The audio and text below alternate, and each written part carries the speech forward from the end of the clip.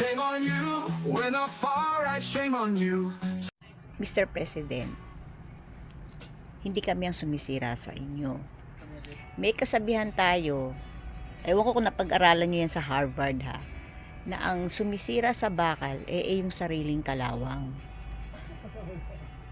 Kung nakipagtulungan ka kay BP Sara, mas marami pa siyang magagawa para matulungan ka rin sa kung ano man ang iyong ninanais.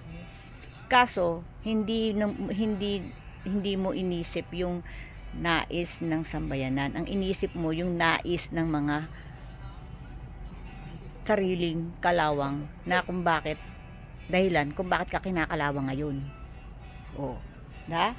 Kung ikaw ay nakipagtulungan kay BP Sara, ang bango mo sana. Tuturuan kanya kung paano maging presidente. O, kung magustuhan ka pa namin, ha? Baka di mo masabi, di susunod, di ka ulit. O, kaso, wrong turn ka. Kaya ayan ang nangyari sa'yo. Yan ang napala mo. So, hindi kami ang sumira sa'yo. Kundi, yung sariling kalawang na nakadikit sa katawan mo. O, kaya ngayon, dahil ikaw ay isa kang bakal, wala na. Unti-unti ka ngayon napupudpud.